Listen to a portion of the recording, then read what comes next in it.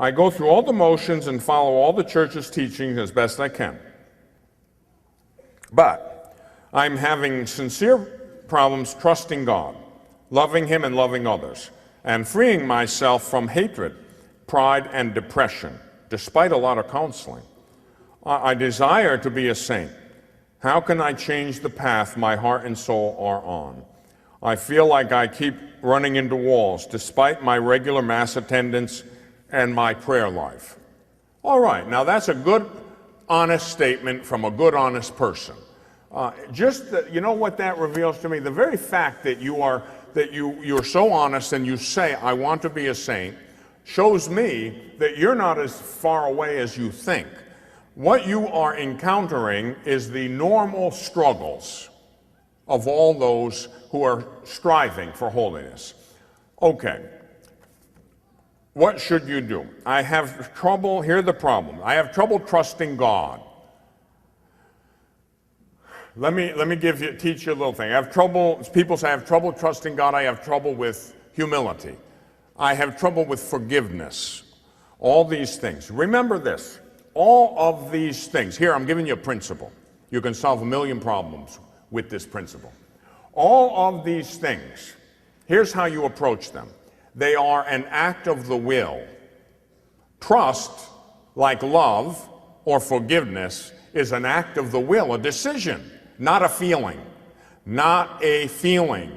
One of the weapons which the enemy has used greatly to his advantage is getting us to believe that we should go by our feelings rather than our intellect and our will. Another question said, how are we created in the image and likeness of God, in that Trinitarian image? Well, Jesus is the image of God, the firstborn of all creation. Intellect, will, memory, these things reflect the Trinitarian glory of God. Don't go by the lower faculties of the emotions. You will be deceived. You will be up one minute and down the next. Go by a well-formed conscience, your intellect. The proper object of the intellect is truth. And until your mind rests in the truth, it will be restless. The proper object of the will is the good. Until your will, your heart, rest in the good, and by the way, the good is God and the truth is God.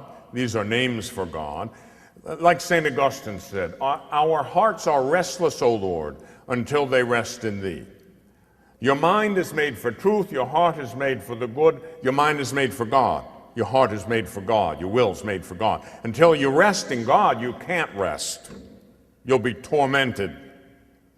You'll be driven to one extreme and then the other.